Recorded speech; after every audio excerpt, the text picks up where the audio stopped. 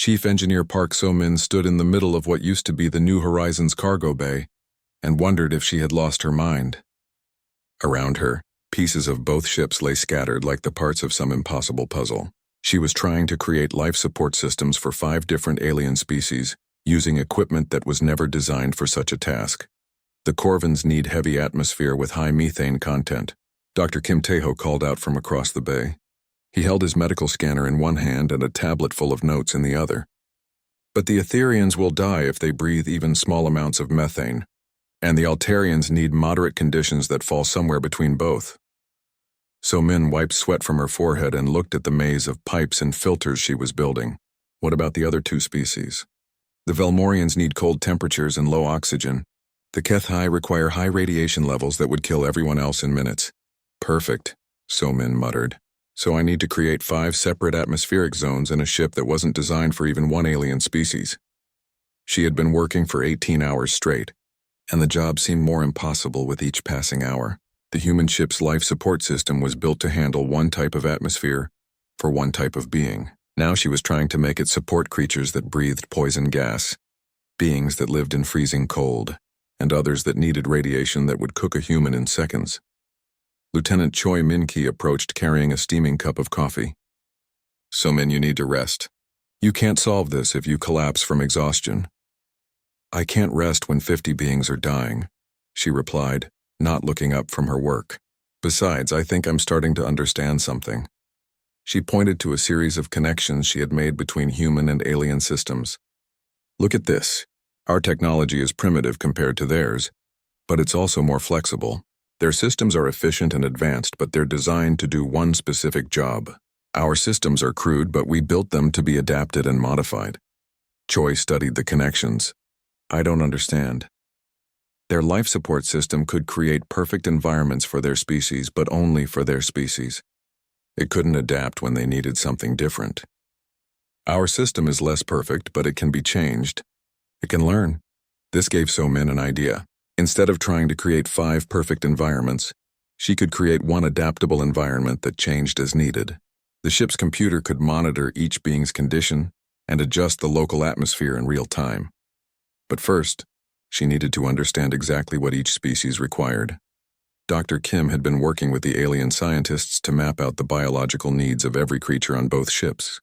It was the most complex medical challenge he had ever faced.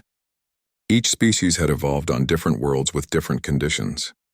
What one species needed to survive was literally poison to another. Tor Quinn, the massive Corvin engineer, had been helping despite his difficulty breathing. His thick gray skin was designed to handle heavy radiation, but his lungs were failing in the thin atmosphere of the human ship. Tor Quinn, you need to get back to your section, Kim told him. Your oxygen levels are getting dangerously low. The big alien shook his head stubbornly. So-min needs help with the atmospheric processors. I know these systems better than anyone. You won't be much help if you die, Kim replied firmly. Then fix me, Tor Quinn said simply. Kim stared at him. What? You are a doctor. I am sick, fix me. But I've never treated a Corvin before. I don't know your anatomy, your biochemistry, your medical history. I could kill you by accident. Tor Quinn's breathing became more labored as they talked. I am dying anyway. At least this way. Maybe you learn something that helps others. Kim realized the alien was right. They were all in uncharted territory. Human medicine had never dealt with alien physiology. But if they were going to save everyone, he would have to learn fast. He set up an emergency medical station in the cargo bay where So-min was working. Using every scanner and diagnostic tool on the ship, he began studying Tor Quinn's condition. The Corvin's body was shutting down from atmospheric poisoning, but Kim had no idea how to treat it. Your people, Kim asked as he worked, what would they do for this condition? Increase atmospheric pressure, add methane and sulfur compounds, reduce oxygen to trace levels, Tor Quinn wheezed. But that would kill every other species on the ship. Yes, that is why this is impossible. Kim studied his readings for a long time. Then he had an idea that was either brilliant or insane. What if I don't try to change your environment? What if I change how your body processes the environment? Using a combination of human medical techniques and alien biochemistry data, Kim began developing a treatment that would allow Torquin's body to extract what it needed from the mixed atmosphere So-Min was creating. It was experimental, dangerous, and had never been tried before. "This could kill you," Kim warned as he prepared the injection. "So could doing nothing," Torquin replied. The treatment worked. Within hours, Torquin's breathing improved dramatically. He was still not comfortable, but he was no longer dying. More importantly, Kim had proved that it was possible to adapt beings to new environments instead of adapting environments to beings. Dr. Neil Voss watched this process with her 4 eyes wide in amazement. "You saved him," she told Kim. "You treated a species you had never seen before using medicine you had never practiced. And you saved his life." "I got lucky," Kim replied. "No," Neil Voss said firmly. "Luck is random. This was skill and intelligence and something else. Something we do not have words for in our language." Meanwhile, So-Min had made a breakthrough of her own. Working with Torquin and the other alien engineers, she had created a hybrid life support system that borrowed the best elements from both human and alien technology. It was ugly and improvised, held together with spare parts and determination, but it worked. The system created micro-environments throughout both ships. Each being could have a small area around them with the exact atmospheric conditions they needed, while still being able to interact with others in neutral zones where the atmosphere was safe for everyone, if not perfect for anyone. Sergeant Yoon Da-eun had been watching the entire process with growing amazement. She had started the mission suspicious of anything alien, worried about contamination and danger, but as she watched humans and aliens working together to save each other, her perspective began to change. When Captain Keithra offered to transfer all of the alien ship's valuable research data to the humans as payment for their help, Taeyun was the first to object. "We don't want payment," she told the 6-limbed captain. "We're doing this because it's right." "But you are risking everything," Keithra replied. "Your ship, your mission, your lives. Surely you want something in return." Taeyun thought about this for a moment. "Actually, we are getting something in return. We're learning that we're not alone in the universe. And we're learning what we're capable of when we work together." The alien captain studied her with his large black eyes. "Your species is unlike anything we have encountered. You act against your own interests to help strangers. This behavior should not exist. Evolution should have eliminated such traits millions of years ago." "Maybe," Da-eun replied. "Or maybe cooperation is more important for survival than competition." As the modified life support systems came online, something remarkable happened. The aliens began to recover. Color returned to their skin. Their breathing improved. The weak life signs that Dr. Kim had been monitoring grew stronger by the hour. But the real miracle was not the technology. It was watching beings from different worlds and different evolutionary paths working together toward a common goal. Language barriers fell away as they found new ways to communicate. Cultural differences became advantages as each species contributed their unique strengths. Commander Lee watched this transformation from the bridge of the New Horizon. His ship was no longer purely human. Alien crew members worked alongside his officers, bringing new perspectives and abilities to every task. "Sir," Lieutenant Choi reported, "I've been analyzing our resource consumption. We're using power and life support at 3 times normal capacity. At this rate, we'll be running on emergency reserves within days." Lee nodded. He had expected this. "What's our range with the current configuration?" "Limited, sir. We might be able to reach a nearby system, but it would be close." Through the view screen, Lee could see both ships joined together in a configuration that should have been impossible. Human and alien technology merged into something new, something that worked not because it was perfect, but because people from different worlds had refused to give up on each other. "Set course for the nearest inhabited system," Lee ordered. "Best possible speed." "Aye, sir." As the hybrid ship began moving through space, Lee reflected on what they had accomplished. They had not just saved lives. They had proved that different species could work together. They had shown that cooperation was possible, even when everything seemed hopeless. More importantly, they had discovered that the values humans took for granted, helping others, working together, never giving up, were not just human values. They were universal values, waiting to be discovered by anyone brave enough to reach out to strangers in the darkness. The hybrid ship limped through space toward Nexus Station like a wounded bird trying to reach safety. Commander Lee stood on what used to be the bridge of the New Horizon, but was now something entirely new. a command center designed by humans and aliens working together. Lieutenant Choi looked up from his communications console. "Sir, Nexus Station is responding to our docking request." But they sound confused. They're asking what kind of ship we are. Lee smiled tiredly. After 6 weeks of travel in their improvised vessel, that was a good question. The ship was part human engineering and part alien technology, held together by determination and sealed with hope. It looked like nothing anyone had ever seen before. "Tell them we're the UES Second Chance," Lee replied. "First of her kind." Dr. Niall Voss approached the command station, moving carefully on her thin legs. Her pale blue skin still glowed faintly, but now it seemed to pulse with excitement rather than stress.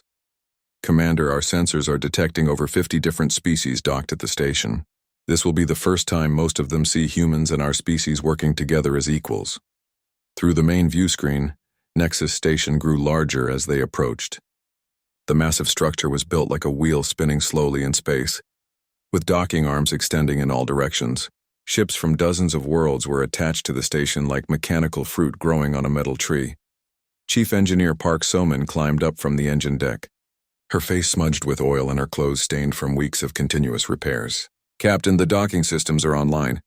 It took some creative modification, but we should be able to connect to their standard ports."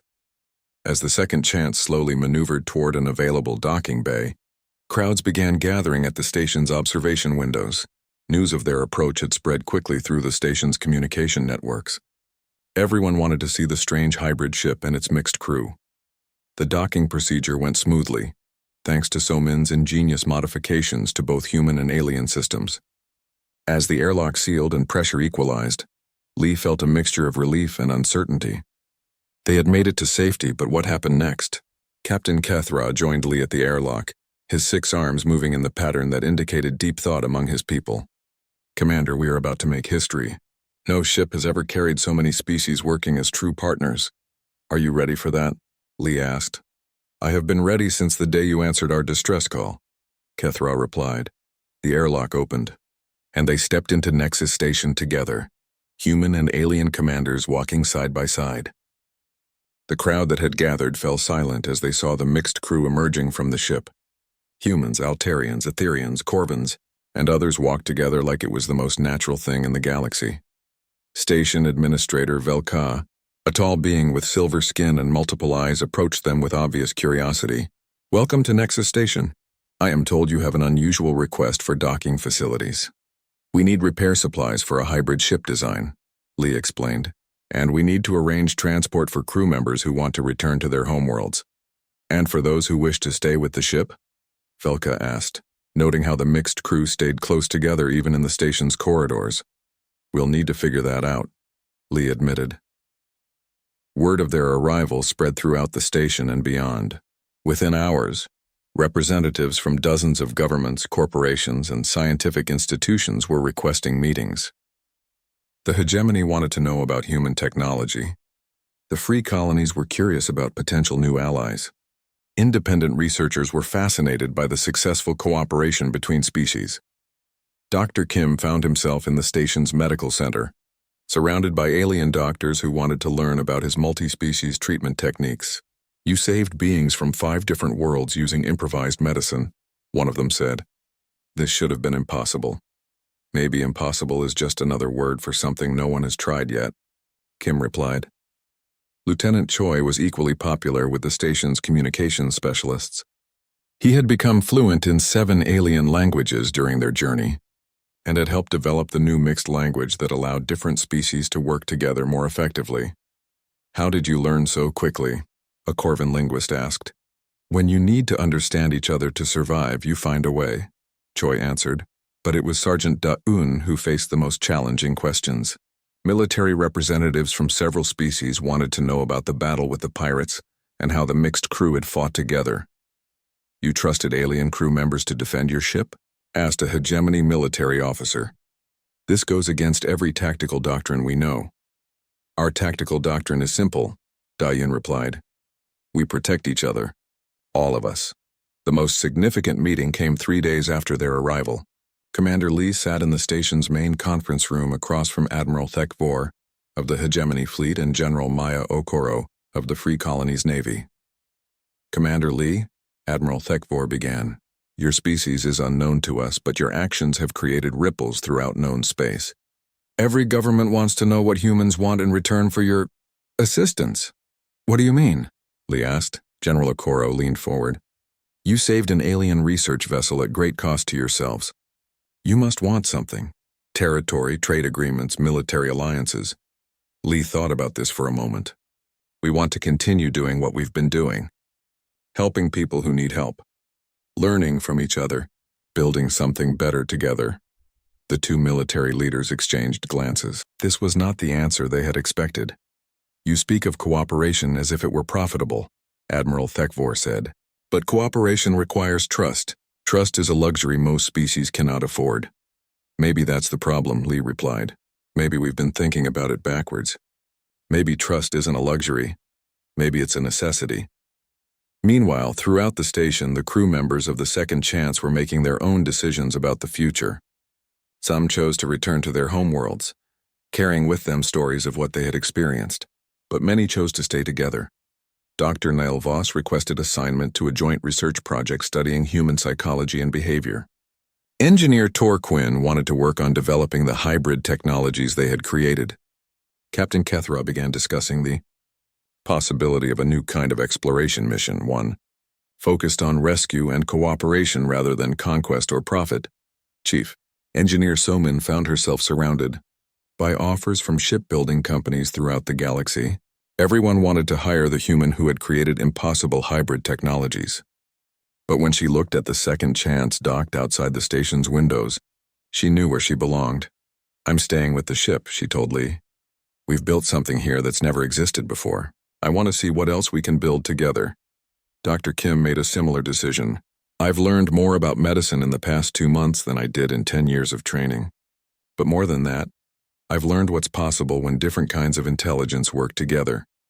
The breakthrough came when the station's administrators made an unprecedented offer.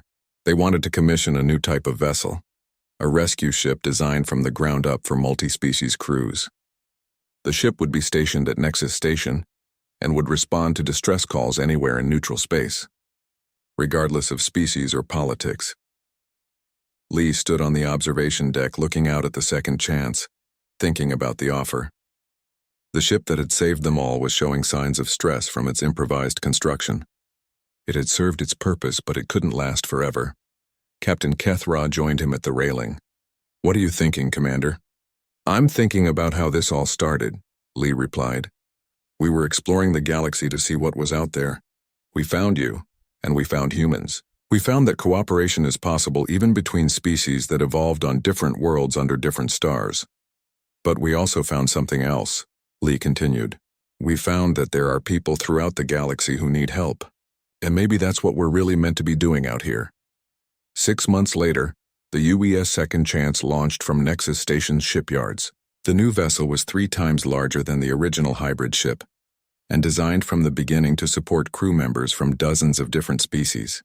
Its mission was simple: respond to distress calls throughout known space and provide aid to anyone who needed help.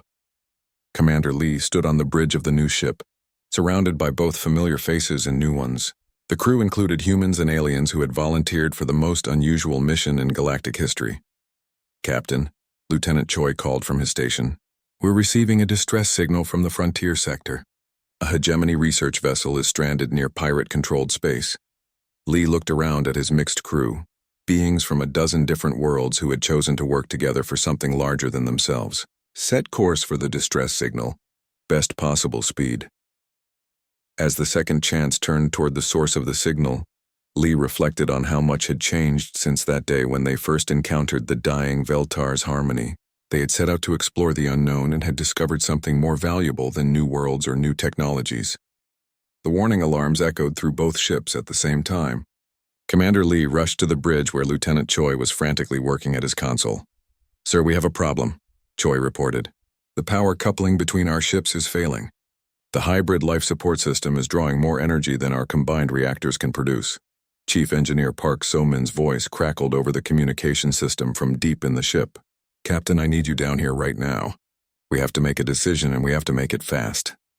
Lee found So-min in what used to be the engine room, but now looked like a mechanical nightmare. Cables and pipes ran everywhere, connecting human and alien systems in ways that defied every engineering manual ever written. "What's the situation?" Lee asked.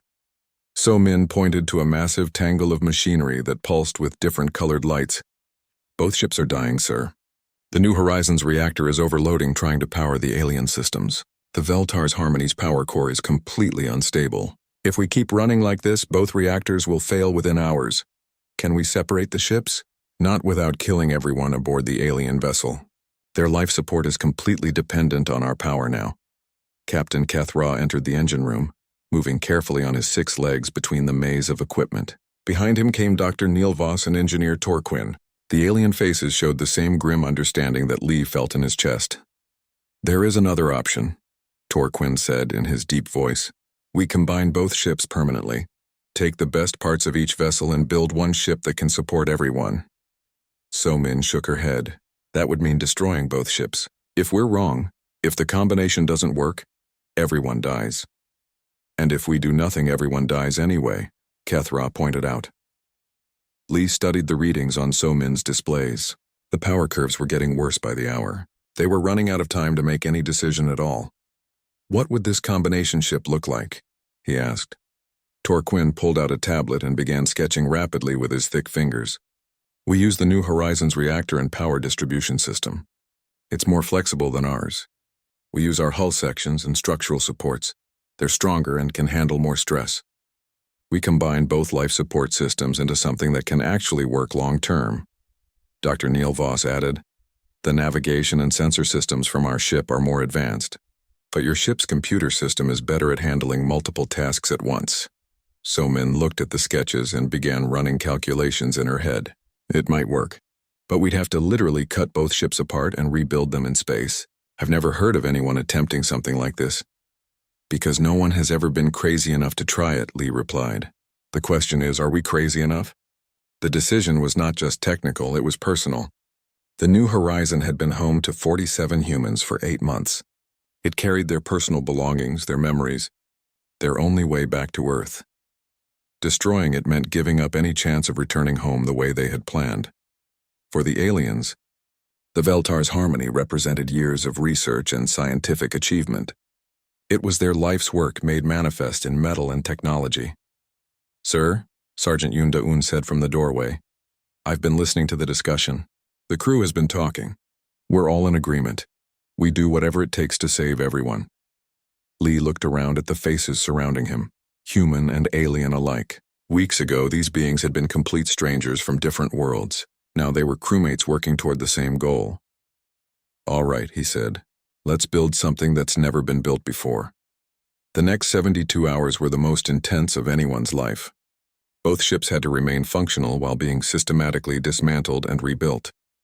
Teams of humans and aliens worked in the vacuum of space, cutting through hull plating and rerouting critical systems. Dr. Kim set up mobile medical stations throughout both ships to monitor everyone's condition as atmospheric pressure changed and life support systems were moved. He had become the expert on treating multiple alien species, learning more about xenobiology in a few weeks than most scientists learned in a lifetime. The most dangerous moment came when they had to transfer the main reactor from the New Horizon to the new hybrid hull. One mistake would result in a reactor breach that would vaporize both ships instantly. So-Min and Torquin worked together in the reactor chamber, their different engineering philosophies combining to solve problems neither could handle alone. So-Min's flexibility and improvisation merged with Torquin's deep understanding of advanced materials and energy systems. "Hand me the quantum spanner," So-Min said, not looking up from her work. "We call it a flux adjuster," Torquin replied, passing her the tool. "Same thing, different name." "Yes. Many things are the same even when they appear different." As they worked, Lieutenant Choi discovered something remarkable. He had been coordinating communications between all the work teams, switching between human languages and alien languages dozens of times per hour. Gradually, he realized that the different species were starting to understand each other without translation. "Captain," he reported to Lee, "I think we're developing a new language, a mixture of human and alien words that everyone can understand. It's happening naturally as we work together." Lee watched a team of humans and Etherians installing new atmospheric processors. They communicated with a combination of spoken words, hand gestures, and shared understanding that transcended their different origins. "It makes sense," Lee replied. "When you're working toward the same goal, you find ways to understand each other." The real test came when they encountered their first external threat. Pirate ships had been monitoring their activities from a distance, waiting for the right moment to attack. The pirates were a mixed crew of different species united by greed rather than cooperation. They saw the disabled ships as easy targets full of valuable technology. 3 pirate vessels approached the construction site where the new hybrid ship was being built. The lead ship broadcast a demand for surrender. "Attention, crippled vessels. You will prepare to be boarded. Do not resist and you may survive." Sergeant Daeun was in the command center when the pirates appeared on sensors. Her first instinct was to protect the human crew, even if it meant abandoning the aliens. But as she looked around at the mixed human and alien crew working together, she realized that these beings were no longer strangers. They were her crew. "All teams, prepare for combat," she announced over the ship-wide communication system. "Humans and aliens together. We protect each other." The pirates expected to find helpless victims. Instead, they found a coordinated defense mounted by multiple species, working with perfect cooperation. Human tactical knowledge combined with alien technology and different species' unique abilities. The Etherians could see energy patterns that humans couldn't detect, allowing them to predict the pirates' attack routes. The Corvins' natural resistance to radiation let them operate in areas of the ship that would kill other species. The Altarians' 6-limbed coordination allowed them to control multiple systems simultaneously. The humans contributed their own strengths: adaptability, quick thinking, and a stubborn refusal to give up even when facing superior numbers. The battle was fierce but brief. The pirates had expected easy prey but found themselves outmaneuvered by crews who had learned to think and act as one unit despite their different origins. When the last pirate ship retreated, damaged and defeated, something fundamental had changed. The humans and aliens were no longer separate groups helping each other. They were one crew with a shared identity and purpose. "Status report," Lee called out as the emergency lights dimmed. "Minor damage to the outer hull," Somin reported. But the new hybrid systems held perfectly, better than either ship could have managed alone. Dr. Neil Voss approached Lee with her 4 eyes bright with excitement. "Commander, do you realize what we have accomplished? We have created something that should not exist, a functional society of different species working as equals." Lee looked through the viewports at the half-built ship that surrounded them. It was ugly and improvised, held together by determination and spare parts. But it worked. More than that, it represented something new in the galaxy. "We're not done yet," he replied. "We still need to finish building our ship and find a safe harbor." "Our ship," Kethra repeated, approaching on his 6 legs. "Yes, it is no longer your ship or our ship. It is our ship." As the hybrid vessel continued its journey through space, the crew worked with renewed purpose. They were no longer just trying to survive. They were building something that had never existed before. A true partnership between different worlds and different ways of thinking. But the greatest test still lay ahead of them. Commander Lee Hyun-woo stood on the bridge of the UES New Horizon and stared at the massive ship on his view screen. 8 months into their deep space mission, this was not what he had expected to find. The vessel was 3 times the size of his ship and clearly built by technology far beyond anything Earth had ever produced. "Sir, I'm still picking up that distress signal," reported Lieutenant Choi Min-ki from the communications station. The young officer had been working for hours to decode the strange transmissions. "It's definitely a call for help, but the language is completely unknown." Chief Engineer Park So-min looked up from her console. "Captain, that ship is massive. If this is some kind of trap, we don't stand a chance against something that big." Lee understood her concern. The New Horizon was a mid-range exploration vessel with a crew of 47 humans. They carried scientific equipment and mining tools, not weapons. If the aliens had hostile intentions, his crew would be helpless. Dr. Kim Tae-ho studied the biological readings on his medical scanner. "I'm detecting at least 50 life forms aboard that vessel. Maybe more. But their life signs are weak and getting weaker. Whatever's happening over there, they're in real trouble." Sergeant Yoon Da-eun crossed her arms and frowned. "Sir, with respect, we have no idea who or what these beings are. They could be dangerous.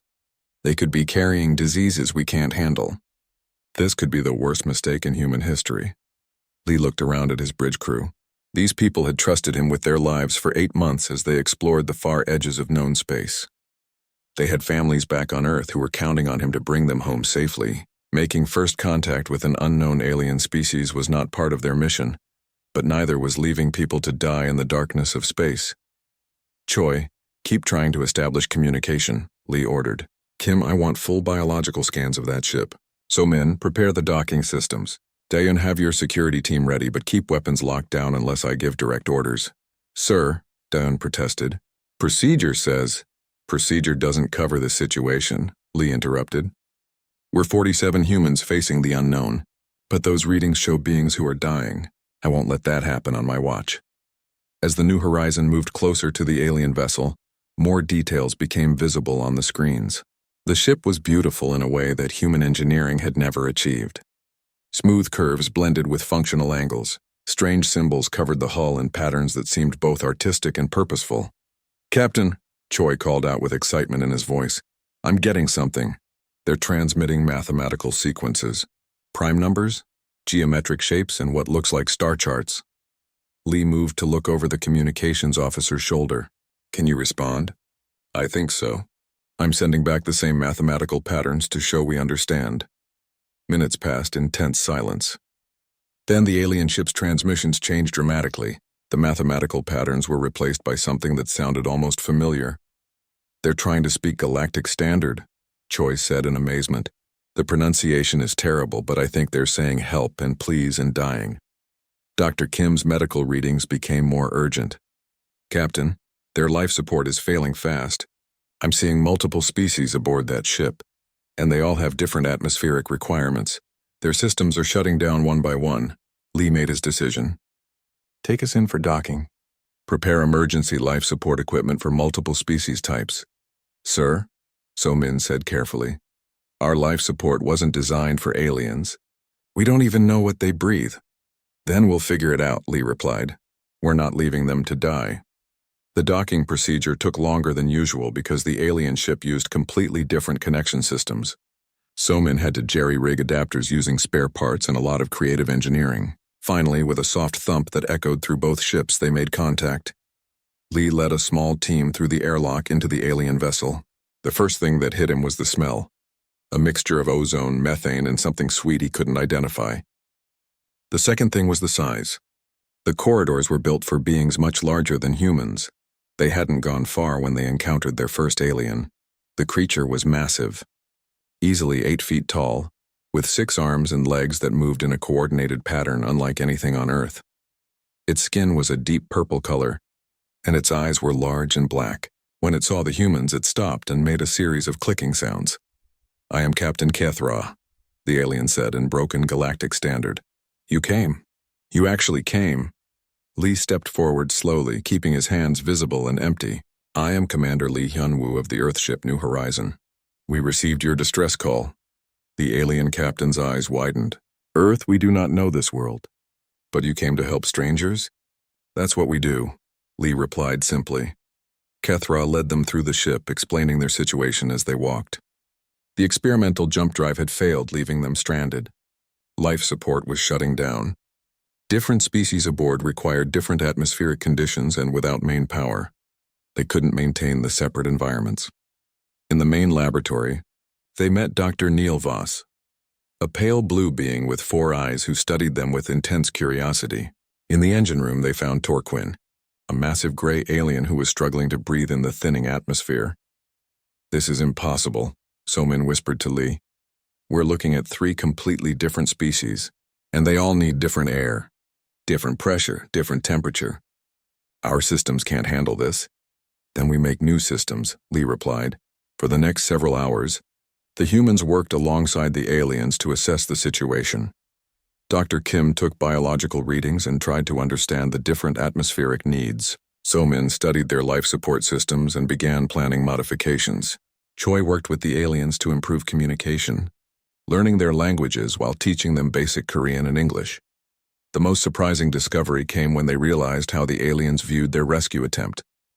In our experience, Dr. Neil Voss explained to Dr. Kim, Species only help their own kind, and only when there is profit or political advantage. What you are doing makes no sense from an evolutionary perspective. Kim paused in his medical scans. What do you mean? You are risking your lives and your ship for complete strangers. You gain nothing from this. In fact, you lose resources and put yourselves in danger. No rational species would behave this way. Kim thought about this for a moment. Maybe we're not entirely rational. Meanwhile, Sergeant Daan was having a similar conversation with Captain Kethra. The alien captain had offered to transfer all of their research data to the human ship as payment for the rescue. We don't want payment, Daun told him. We're helping because it's the right thing to do. Kethra stared at her with his large black eyes. The right thing? You speak of morality as if it applies between different species. This concept is unknown to us. Back on the New Horizon, Soman was explaining the situation to Lee. Captain, I can create life support zones for all the different species, but it will require cannibalizing most of our own systems. We'll be running on emergency power, and our range will be severely limited. Lee didn't hesitate. Do it, sir, this could strand us out here. If something goes wrong, we might not make it home. Lee looked through the view screen at the alien ship, imagining the 50 beings inside who were slowly dying in the darkness of space. So, men, 8 months ago we left Earth to explore the unknown. We wanted to see what was out here in the galaxy. Well, now we know. There are people out here who need our help. But they're not people, sir. They're aliens. Lee turned to face his chief engineer. Are they thinking beings who feel fear and hope? Do they care about their families and friends? Are they trying to survive and do good work? So Min nodded slowly. Then they're people, Lee said, and we don't leave people to die in the dark. As the New Horizons crew began the complex process of modifying their ship to support multiple alien species, word spread through the alien vessel. The humans were actually going to help them. Not for profit, not for political gain, but simply because it was right. The aliens had never encountered anything like it in their long history among the stars. For the first time in 3 weeks, they began to hope they might survive after all. The ship floated in the endless black like a dying whale. Captain Kethra pressed his 6 hands against the cold metal wall and felt the vibrations that told him everything he needed to know. The engines were dead. The power core was failing. His crew was running out of time. 3 weeks ago, the Veltar's Harmony had been the pride of the Altarian research fleet. Now it was nothing more than a metal coffin drifting between the stars. The experimental jump drive had promised to cut travel time between galaxies in half. Instead, it had exploded and left them stranded 800 light-years from home. Kethra walked through the dim corridors on his 6 legs. Each step echoed in the quiet halls that once buzzed with activity. The ship had been built to house 50 researchers from 12 different species. It was a symbol of cooperation in the galaxy. Now those same differences were killing them. In the main laboratory, Dr. Neil Voss worked at her station. The Etherian scientist had 4 eyes that could see in spectrums no other species could detect. Her pale blue skin glowed faintly in the emergency lighting. She looked up when Kethra entered. The atmospheric readings are getting worse, she said in her soft voice. The Corvin section is losing pressure again. Torquin can barely breathe. Kethra nodded grimly. The ship's life support had been designed to create perfect environments for each species. But without main power, the systems were failing one by one. The Corvins needed thick, heavy air. The Etherians required a thin atmosphere with high radiation. The Altarians, like himself, needed moderate conditions. As the systems broke down, these differences became deadly. What about the distress beacon? Kethra asked. Still broadcasting, Nilvos replied. But we are in neutral space. The nearest hegemony station is 23 light-years away. Even if they heard us and sent help immediately, it would take months to reach us. The captain felt a familiar weight in his chest. They had sent the beacon signal every day for 3 weeks. No response. No sign that anyone even knew they existed. In the vast emptiness of space, they were alone. He found Engineer Torquin in the engine room as expected. The massive Corvin was built like a boulder with arms. His thick gray skin was designed to handle heavy radiation and crushing gravity. But even his tough body was showing signs of strain. He wheezed as he worked, his broad chest struggling to pull oxygen from the thinning air. Any progress? Kethra asked. Torquin looked up from the twisted metal that had once been their jump drive. This thing is beyond repair, he said in his deep, rumbling voice. The explosion fused half the components together. Even if we had a full repair dock and unlimited resources, I could not fix this. What about the regular engines? Sublight only. And maybe half power at best. Torquin coughed, a harsh sound that worried Kethra. We could limp toward the nearest system, but it would take decades. We do not have decades. We do not even have weeks. Kethra had known this, but hearing it spoken aloud made it real. They were going to die out here in the cold and dark. 50 of the galaxy's brightest minds, representing a dozen civilizations, would simply disappear. Their families would never know what happened. Their research would be lost forever. He made his way to the bridge where the skeleton crew on duty worked quietly at their stations. The main view screen showed the star field ahead of them. Billions of distant suns, each one impossibly far away.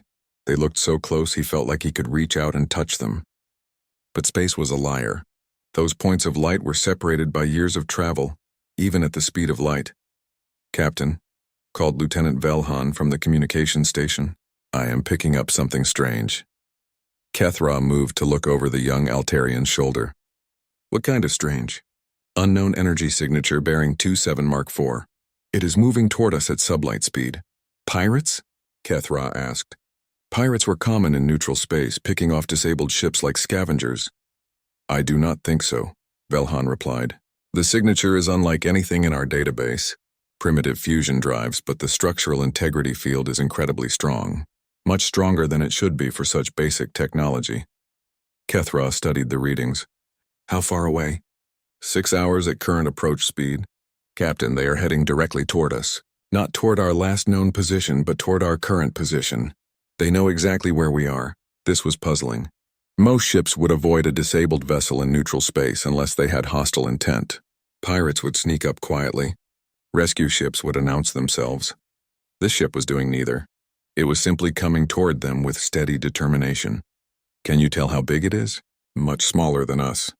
Maybe a third of our size. But the power readings are stable and strong." Kethra felt a tiny spark of hope, quickly followed by fear.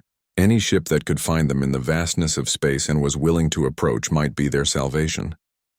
But it could just as easily be their doom. A small, well-armed vessel could capture or destroy them easily in their current state. Dr. Neil Voss arrived on the bridge, drawn by the unusual activity. She studied the readings with her 4 eyes, tilting her head in the way her species did when concentrating. "Fascinating," she said. "The technology appears crude, but the engineering is remarkably sound. And the approach pattern suggests confidence, not aggression." "Or supreme arrogance," added Torquin, who had hauled himself up from the engine room despite his breathing problems. "No sane crew flies directly at an unknown ship unless they are very sure they can handle whatever they find." The hours passed slowly. The unknown ship grew larger on their sensors with each scan. It never deviated from its course. It never tried to communicate. It simply came steadily toward them through the void.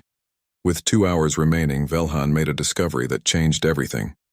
"Captain, I have been analyzing their signal more carefully. This is not like any technology in our database, but I have found something interesting. The mathematical basis of their faster-than-light communications uses base 10 mathematics." "So?" Kethra asked. "Base 10 suggests a species with 10 digits. Most spacefaring races use base 8, base 12, or base 16 mathematics because they are more efficient for computing. Base 10 is only used by species with exactly 10 fingers or equivalent appendages." Dr. Neil Voss's 4 eyes widened. "A new species. We are about to make first contact with a completely unknown race." The thought filled Kethra with equal parts excitement and terror. First contact protocols existed, but they assumed meeting under controlled circumstances with proper preparation, not floating helpless in space while running out of air. With 1 hour remaining, the unknown ship finally made contact. The message came in a burst of mathematical sequences that Velhan quickly decoded. Simple prime numbers followed by basic geometric shapes, followed by something that looked like star charts. Then incredibly, the message switched to broken but recognizable galactic standard language. "Unknown vessel. We received your distress signal. We are coming to help. Do not be afraid." The bridge fell silent. In the entire recorded history of galactic civilization, no species had ever responded to a distress call from complete strangers. The risks were too great. The potential for misunderstanding too high. It simply was not done, but someone was doing it. The unknown ship was close enough now to appear on visual sensors. It looked unlike anything in their databases. Sleek but sturdy, with clean lines that spoke of both beauty and function. Most remarkably, it showed no weapon signatures at all. "They are not armed," Torquin said in amazement. "They are approaching an unknown alien vessel in neutral space with no weapons." Through the view screen, they could see the ship slowing as it approached. Soon it would be close enough to dock, if that was its intention. Kethra realized he was holding his breath with all 6 of his lungs. After 3 weeks of silence and despair, someone had heard their call for help. Someone was coming.